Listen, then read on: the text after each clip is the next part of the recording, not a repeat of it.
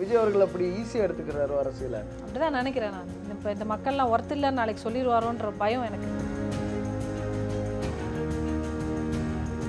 மக்கள் கொஞ்சம் விழிப்போட இருக்கணும். நம்ம தேர்ந்தெடுக்கிற நபர் நம்ம ஓட்டு போடுறதுக்கு முன்னாடி அவர் எந்த விதத்துல சரியா இருக்காரு, மக்களுக்காக இறங்கி வரக்கூடிய நபரா, இதை மட்டும் பார்த்தாலே போதும். அவரோட பர்சனல் கேரக்டர், அவருக்கு எத்தனை பொண்டாட்டி, இதெல்லாம் தேவையில்லாத விஷயம். தொண்டர்னு எடுத்துக்க முடியாதுங்க. அவனுங்க அறிவில்லாதவனுங்களா இருக்காங்க. ஐந்தறிவு மிருகங்கள் மாதிரி நடந்துக்கிறாங்க. அவங்க அண்ணனுக்கு ஒண்ணுன்னா இப்போ என் வீட்டு நாய் இருக்கு பார்த்தீங்களா, அதுக்கு எதுவுமே தெரியாது. என் கிட்ட யாராவது வந்துட்டா கடிச்சிடும். விர்ச்சுவல் வாரியர்ஸ் பார்த்து பானுங்க. நான் அவனுங்களை உசுப்பேத்தி தலைமை நீ அவனை தப்பா கைட் பண்ணி கொண்டு போறேன்னு தான் அர்த்தம். விஜய் மேலே எங்களுக்கு மரியாதை இருக்குது. விஜய் மேலே ரொம்ப ரெஸ்பெக்ட் வச்சுருக்கோம். அவர் ரொம்ப பிடிக்கும் எனக்கு. யாராவது ஒருத்தர் இந்த அடையாளம் தெரியாத நபர்களை தவிர்த்து யாரையாவது ஒருத்தர் கேட்க சொல்லுங்கள். டிவிக்கிலேருந்து யாராவது ஒரு விமனை கூட்டுவாங்க. அந்த விமனை என்னை கேள்வி கேட்க சொல்லுங்கள். நான் சேலஞ்ச் பண்ணுறேன். இப்படி தலைவர் பண்ணது கரெக்டுன்னு ஒரு விமன் பேசிட்டோம். இது எல்லாத்தையுமே திமுக மேலே பழிய போட்டுக்கிட்டே இருந்தால் நம்ம அப்படியே சிஎம் சீட் வந்துடும் நினைக்கிறாங்க. இவ்வளோ நாள் சினிமா திரையில் மக்கள் மனசில் இடம் பிடிச்சிட்டீங்க. களத்தில் இடம் பிடிக்கிறவனுக்கு தான் சீட்டு. இப்போது புதிய அறிமுகம் ஆச்சி ஹோட்டல் சாம்பார் 50 கிராம் ரூபாய் 20 மட்டுமே. ரெட் நூல் தமிழ் நேயர்கள் அனைவருக்கும் வணக்கம். இன்று நாம் சந்திக்க போகும் சிறப்பு விருந்தினர் தாவேகாவில் இருந்து திருமிகு ரஞ்சனா நாச்சியார் அவர்கள். மேம் வணக்கம். வணக்கம். திரைத்துறையிலிருந்து சில குரல்கள் ஆதரவாக விஜய்க்கு எதிராக வருது, நம்ம பார்க்குறோம். சமுத்திரக்கனி அவர்கள் பேசின வீடியோ வைரல் ஆனிச்சு, பார்த்திபன் அவர்கள் பேசின வீடியோ வைரல் ஆனிச்சு, விமலா இருக்கட்டும், மன்சூர் அலிகானா இருக்கட்டும், இவங்க எல்லாருமே பேசினது ரொம்ப வைரல் ஆனிச்சு. அவங்களையும் அட்டாக் பண்ண ஆரம்பிக்கிறாங்க. இதை நீங்கள் எப்படி பார்க்குறீங்க? நீ என்ன மன்சூர் அலிகான ரிலீஜியனை வச்சு அட்டாக் பண்றதா இருக்கட்டும், அமீர் அவர்களை ரிலீஜியனை வச்சு அட்டாக் அதுதாங்க பண்றதா இந்த சின்ன இருக்கட்டும். பயல்களுக்கு வேற வேலையே இல்லை. இவங்களுக்கு அட்டாக் பண்ண மட்டும்தான் தெரியுது. அண்ணனுக்கு ஒண்ணுன்னா இப்போ என் வீட்டு நாய் இருக்கு பார்த்தீங்களா, அதுக்கு எதுவுமே தெரியாது. என் கிட்ட யாராவது வந்துட்டா கடிச்சிடும். அவன் நல்லவனா கெட்டவனா, என்ன மேடம், பேக்ரவுண்ட் நாயையும் என்ன, தொண்டர்களையும் நம்ம ஒப்பிடணுமா? தொண்டர்னு எடுத்துக்க முடியாதுங்க. அவனுங்க அறிவில்லாதவனுங்களா இருக்காங்க. ஐந்தறிவு மிருகங்கள் மாதிரி நடந்துக்கிறாங்க. அவங்க செயல்பாடு அப்படி இருக்கு இல்லையா? ஸோ இந்த நாயோட தான் நான் கம்பேர் பண்ண வேண்டியதாக இருக்குது. என் நாய் என் கிட்ட வந்தாலே கடிச்சிடும். அது மாதிரி அண்ணன் கிட்ட வந்தாலே கடிக்கிறதுக்கு 4 நாய் இருக்குது. ஆனா அப்படிதான் அப்படிப்பட்ட நான் பார்க்குறேன். கூட்டத்தை தானே நம்ம இவ்வளவு நாள் என்டர்டெயின் பண்ணோம். கட்சிக்காரர்கள் எல்லாருமே யார் அவங்கள தானே என்டர்டெயின் என்டர்டெயின். பண்ணா? அது ஒரிஜினாவா இருக்கட்டும், புஷி என்ன ஆனந்தா சொன்னாங்க? இருக்கட்டும், எல்லாருமே இவர்கள் தான் தமிழ்நாடு அரசியல்ல ஒரு மாற்றத்தை ஏற்படுத்த போறாங்க அப்படின்னு. அப்படின்னு அவங்க சொல்றாங்க. இவங்க அரசியல் அவங்கள அந்த நல்வழிப்படுத்த வேண்டியது தலைமையோட கடமை.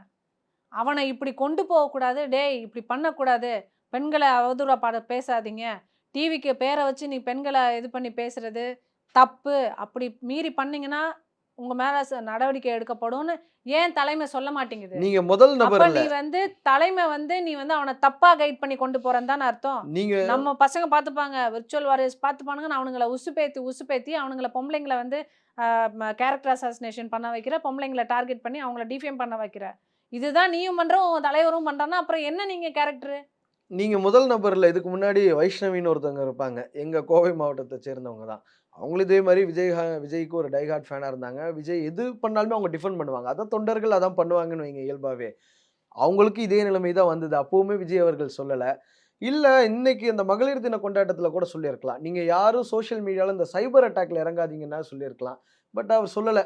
இது ஒர்த்தே இல்ல அப்படிங்கிற ஒரு விஷயத்த சொல்லும்போது, பெண்கள் அங்க இருக்கிறவங்க ஆர்ப்பரிச்சு கொண்டாடுறாங்களே அவர் சொல்றத. அது என்ன மாதிரி ஒரு மனநிலை? இல்ல அந்த பெண்களோட மனநிலை அந்த பெண்கள்ட்ட தான் கேட்கணும்னு நினைக்கிறேன் நானும். ஏன்னா என் சம்மந்தப்பட்டவங்க, எனக்கு ஃபோன் பண்றவங்க நிறைய பேர் இவ்வளவு நேரம் நீங்க சொல்றீங்க ஒரு பொண்ணு இப்படி சொல்லுது அப்படின்னு நீங்க சொல்லும்போது, இருக்கும்போதே எனக்கு எத்தனை பேர் ஃபோன் பண்ணாங்க. எல்லாரும் இது கரெக்டுன்னு தான் ஜென்ஸும் சொல்றாங்க, லேடிஸும் சொல்றீங்க. பேசுனது கரெக்டு. விஜய் மேலே எங்களுக்கு மரியாதை இருக்குது. விஜய் மேலே ரொம்ப ரெஸ்பெக்ட் வச்சுருக்கோம். அவரை ரொம்ப பிடிக்கும் எனக்கு. ஆனால் இதை கேட்க முடியல. நீங்களாவது கேட்டீங்க அப்படின்னு பல இதிலேருந்து பேசுகிறாங்க. ஆனால் யார் ஒருத்தரும் நீங்கள் பேசுனது தப்புங்க, விஜய் நீங்கள் இப்படி பேசிருக்க கூடாதுன்னு யாராவது ஒருத்தர் இந்த அடையாளம் தெரியாத நபர்களை தவிர்த்து யாரையாவது ஒருத்தர் கேட்க சொல்லுங்க. இல்ல திமுக கட்சியில இருந்தே கூட நாளைக்கு கேட்க சொல்லுங்க. திமுக காரர்கள் என்ன சொல்றாங்கன்னா, இவங்களாவது கேக்குறாங்களே அப்படின்னு சொல்றாங்க. டிவில இருந்து யாராவது ஒரு விமனை கூட்டுவாங்க. அந்த விமனை என்ன கேள்வி கேட்க சொல்லுங்க. நான் சேலஞ்ச் பண்ணுறேன். அந்த விமன் என்ன கேள்வி கேட்கட்டும். நீங்கள் பேசுனது தப்பு, தலைவர் இப்படி பேசியிருக்க கூடாது, இப்படி தலைவர் பண்ணது கரெக்டுன்னு ஒரு விமன் பேசிட்டோம்.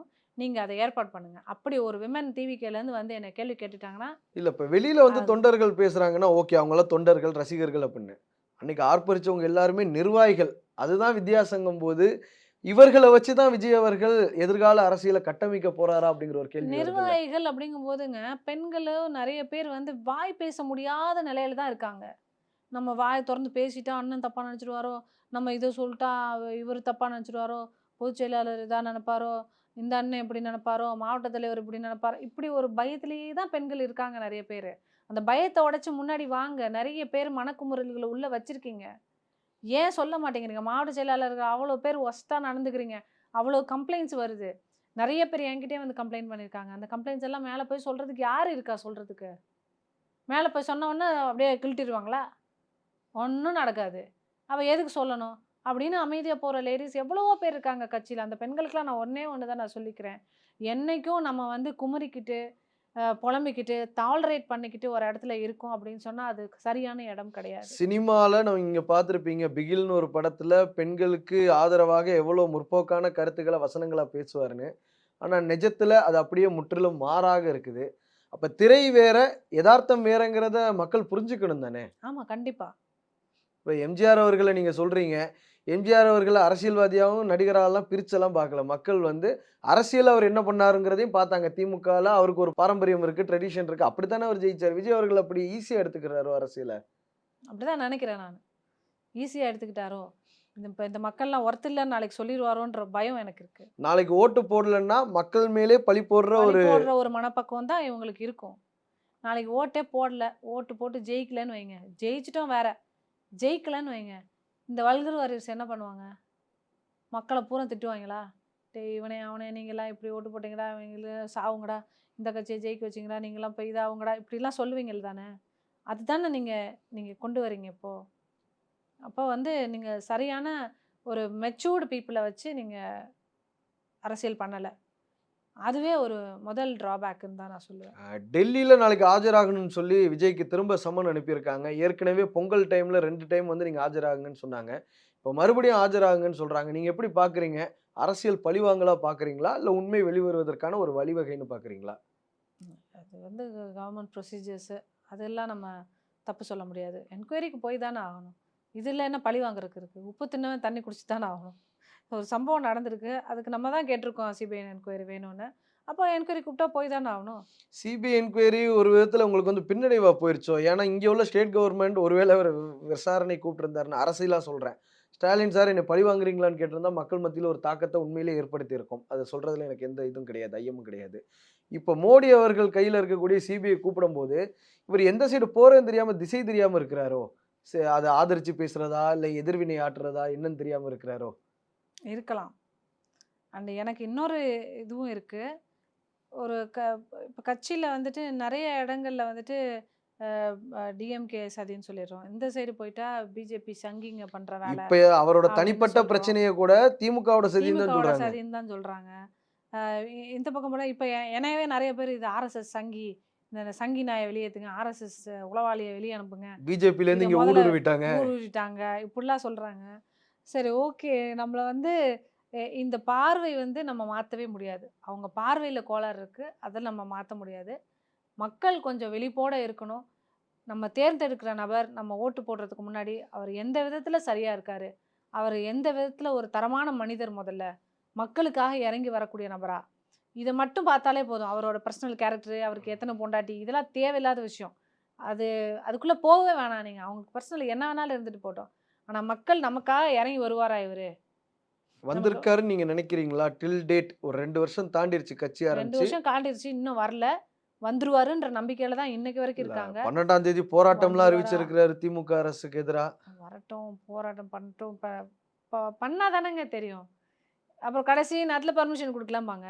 கடைசி நேரத்தில எஸ்ஓபி சரியா வரலம்பாங்க. இப்படி எல்லாத்தையுமே திமுக மேல பழிய போட்டுக்கிட்டே இருந்தா, நம்ம அப்படியே சிஎம் சீட் வந்துரும்னு நெனைக்கிறாங்க. மேம் எஸ்ஓபிங்கிறது பொதுவா தான். தாவேக்காக்குன்னு அவங்க கொண்டு வரல. தனியாலாம் ஆ கொண்டு வர முடியாது.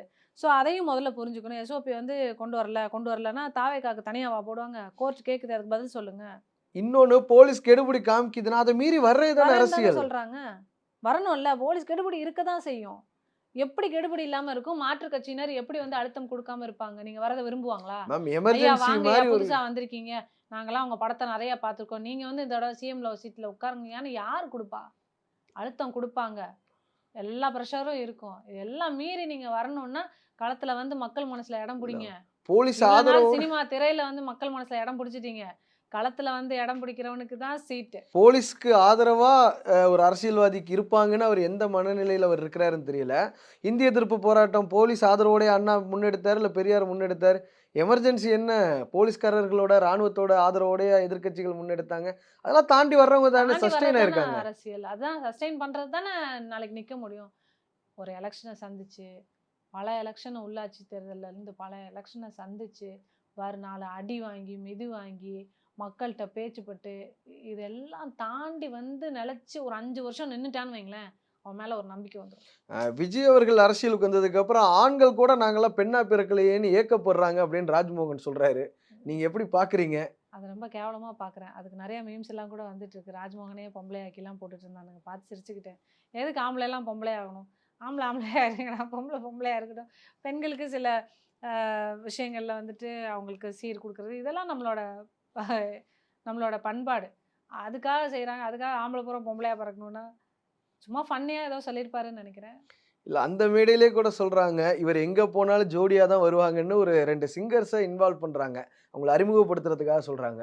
எல்லாரும் ஒரு ஒரு நிமிஷத்துல நம்ம அண்ணன தான் சொல்றாங்களோன்னு எல்லாத்துக்கும் ஒரு சந்தேகம் வந்துருச்சு. நீங்க எப்படி பார்க்குறீங்க? அந்த கூட்டத்துல நீங்க கலந்துக்கிட்டீங்களா? இல்ல நான் அன்னைக்கு போல. அது ஃபங்ஷன் நானுமே அத பார்த்தேன். அது எல்லாருக்குமே அப்படிதான் தோணுச்சு. அண்ட் இன்னொன்னு பக்கத்துல ஒரு வர்றவங்க இஸ்லாமிய சகோதரி அந்த பார்த்த பார்வைய நீங்க பார்த்துருக்கணும். வைரல் பார்த்தேன் நானு. ஆனுச்சு. அது என்னன்னு எல்லாம் முழிக்கிறாங்க. ஐய்யய்யோ! எதுவும் இந்த கட்சியில வந்து திடீர்னு வந்து இவங்கள கூட்டு வந்து இவங்க தான் இனிமே கட்சிய நடத்துவாங்கன்னு சொல்லிருவாங்களோ என்னமோன்ற பயம் எனக்கே இருக்குது. எல்லாருக்கும் இல்ல இருக்காது. அத வச்சு மீம்ஸ் எல்லாம் வந்தது. இந்த நடிகை தான் அடுத்த மகளிர் அணி செயலாளர், அடுத்த பொதுச் செயலாளர், துணை பொதுச் செயலாளர் அப்படிங்கிறதெல்லாம் சொல்றாங்க. அது ஃபன்னா சொல்றாங்க. சிலர் பண்ணா ஆதங்கத்த சொல்றாங்க. வெளிப்படுத்துறாங்க. கட்சிக்குள்ள நெறைய விஷயம் நெறைய இடங்கள்ல அத சீரியஸான டிஸ்கஷனாவே போய் பார்த்துருக்கேன். இது வந்து சீரியஸா டிஸ்கஸ் பண்றாங்க. இப்படி ஒரு பிரச்சனை போயிட்டு இருக்கு. தெரியுமா உங்களுக்கு? இப்படி ஒரு பிரச்சனை போயிட்டு இருக்குது. இதுல தான் பிரச்சனையில ரொம்ப டென்ஷன்ல இருக்காங்க. இப்படிலாம் சொல்லிக்கும்போது, என்னடா நடக்குது? நம்மளும் வந்து கரெக்ட்டான உட்கார்ற இடத்துல தான் உட்கார்ந்துருக்கோமா? என்ன நடக்குதுன்ற ஒரு கேள்வி இருக்கு. திரைத்துறையில இது வழக்கமானது தானே மேம். உச்ச நடிகர்லேருந்து எல்லாத்துக்குமே இது நடந்திருக்கு. ஒரு தனிப்பட்ட பிரச்சனைகள் எல்லாத்துக்குமே.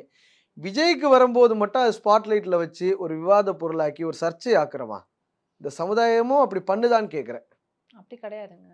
திரைத்துறையில இருக்கவங்களுக்கு இது சகஜம்ன்றத விட, இன்னைக்கு எல்லார் வீட்லயும் அது சகஜம். ஏன் திரையில இருக்கவங்களுக்கு மட்டும் தான் திரையில இருக்கவங்க வெளியில தெரியிறாங்க. மத்தபடி குடும்பத்துல ஒரு விவாகரத்து, ஒரு மறுமணம் இதெல்லாம் வந்து இன்னைக்கு வீட்டுக்கு வீடு இருக்கு. இன்னைக்கு அவ்வளோ பிரச்சனைகள் இருக்கு. அவ்வளோ மன அழுத்தம் இருக்கு. ஸோ வந்து ஒத்து வரலன்னா மாறுற மனப்பக்குவம் வந்து இன்னைக்கு நெறைய நடக்குது. ஆனா ஏன் விஜய் அவர்களுக்கு இது வந்து இதாகுது அப்படின்னு எடுத்துக்கிட்டிங்கன்னா, இது கரெக்ட்டா சொல்லணும்னு சொன்னா, அவர் வந்து இன்னைக்கு ஆக்டர் கிடையாது. அவர் ஒரு லீடர். ஒரு லீடர் ஆயிட்டீங்கன்னா, இது எல்லாம் பிரச்சனை தான். ஜனநாயகன் படம் இப்போதைக்கு ரிலீஸ் ஆகாது போல. இன்னைக்கு எல்லாரும் நெனச்சாங்க இந்த மாத இறுதிக்குள்ள ரிலீஸ் ஆயிரும் அப்படின்னு. பட் ரிவைசிங் கமிட்டி மறுபடியும் வேற ஒரு ஸ்டாண்ட் எடுக்குறாங்க. நீங்க எப்படி பார்க்குறீங்க? ஜனநாயகன் படம் ரிலீஸ் ரிலீஸ் ஆகுமா? ஆகணும்னு நெனைக்கிறேன். ஏன்னா, அவ்வளோ பேரோட உழைப்பு அதில இருக்கு. படம் ரிலீஸ் ஆச்சுன்னு சொன்னா, அ அதில நானும் சந்தோஷப்படுற ஒருத்தியா தான் இருப்பேன். ஃபர்ஸ்ட் டே ஃபர்ஸ்ட் ஷோ பார்க்கறதுக்கு நானும் ரெடியா வருவேன். ஒரு ஃபேன் கேர்ள் மொமெண்ட்டா நீங்க இத சொல்றீங்க. கண்டிப்பா. கட்சி நிர்வாகிங்கிறத தாண்டி. இன்னொன்னு என்னன்னா, சிபிஎஃப்சி தான் படத்த வெளியிடுவதற்கு ஒரு சிக்கல குடுக்குதுன்னு எல்லாத்துக்குமே தெரியும். ஆனா, விஜய் அவர்கள் இந்த நொடி வரைக்கும் பேச மாட்டேங்கிறாரே மேம். இன்னைக்கு கூட திமுக அரச நோக்கி எல்லாமே சொல்றாரு.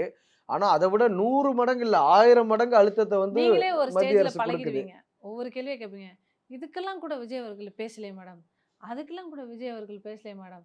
அப்படின்னு ஒரு 10 தடவ கேட்பீங்க. 11வது தடவ அவர் தான் பேச மாட்டாரே மேடம். நீங்களாவது பேசுங்கன்ற ஒரு இதுக்கு வந்துருவீங்க. இது வந்து நம்மள மைண்ட் செட் பண்றாங்க. அவர் பேச மாட்டாருன்றத நம்ம புரிஞ்சுக்கணும். நார்மலைஸ் அவர் பண்றாங்களா வந்து எல்லா அத விஷயத்தையுமே. நார்மலைஸ் பண்றாரு. நான் பேச மாட்டேன். நான் வெளிய வரமாட்டேன். இவ்வளோ தான் பேசுவேன். இவ்வளோ தான் நிப்பேன். இவ்வளோ தான். எல்லாரும் இவர தான் பேசிக்கிறணும். இவங்க தான் அத செய்வாங்க. நான் இவ்வளோ தான். வெளிய வரமாட்டேன். ஐ அம் அ ஃபன் லவ்விங் பாய் அப்படின்னு சொல்லிட்டு அவரு இப்படி அவர ட்ரான்ஸ்ஃபர் பண்ணிக்கிறாரு. ஓகே. அது கொஞ்ச நாள்ல உங்களுக்கும் பழகிரும். இந்த ஆ. கேள்விகள் இருக்காது. நீங்க பத்த வச்ச தீ வந்து நாளைக்கு என்னவாகும் தெரியல. கட்சி உங்க மேல நடவடிக்கை எடுக்கலாம். என்ன வேணா நடக்கலாம். ரஞ்சனா நாச்சியார் எல்லாத்துக்கும் தயாரா இருக்காங்களா? அடுத்த கட்ட பிளான் என்ன? என்னைக்கும் எதுக்காகவும் பயந்து இது நம்ம மேல ஒழுங்கு நடவடிக்கை எடுக்கிற அளவுக்கு ஒழுங்கு இல்லாம நான் எதுவும் செய்யல. நான் கேட்ட கேள்விகள் கரெக்ட் அப்படிங்கிறத பல பேர் சொல்றாங்க. எனக்கு அது போதும். எனக்குன்னு இருக்க சப்போர்ட் இருக்கு. நான் என்னைக்கும் ஒரு இடத்துல தவறுனா அதுக்கு குரல் கொடுத்துக்கிட்டே தான் இருப்பேன். இது இல்லை இன்னைக்கு இல்லை என்னைக்கா இருந்தாலும் நான் கேட்டுக்கிட்டே தான் இருப்பேன். அண்ட் நடவடிக்கை எடுத்தா நான் என்ன பண்ணுவேன் அப்படின்னு பயந்து நோ. என்ன நடவடிக்கை வேணாலும் யார் வேணாலும் எடுத்தாலும் I am here. N address தரேன். நடவடிக்கை எடுங்க. என்ன வேணாலும் பண்ணுங்க. கமெண்ட்ல பண்றீங்களா? ட்விட்டரா? எதுவா இருந்தாலும் ஐ நெவர் பாதர். எனக்கு நிறைய வேலை இருக்கு. ஸோ நான் என்னோட வேலைகளை கான்சன்ட்ரேட் பண்ணணும். என் குடும்பத்தை பார்க்கறதுக்கு எனக்கு நிறைய கமிட்மெண்ட்ஸ் இருக்கு. ஸோ வந்து I keep supporting Vijay. Vijay வந்து இன்னும் இறங்கி வந்து மக்கள் பணியை வந்து இன்னும் சிறப்பாக செய்யணும். இந்த இந்த விஷயங்கள்ல இருந்து இதை சரி பண்ணுறதுக்கு அவர் சரியான நடவடிக்கை எடுத்து இளைஞர்களை கரெக்டான வழிநடத்தல் பண்ணணும். ரொம்ப நன்றி மேம். இவ்வளவு நேரம் எங்களுக்காக நேரம் தந்து நேர்காணல் தேங்க்யூ அளித்ததற்கு. தேங்க்யூ. இப்போது புதிய அறிமுகம் ஆச்சி ஹோட்டல் சாம்பார் 50 கிராம் ரூபாய் 20 மட்டுமே.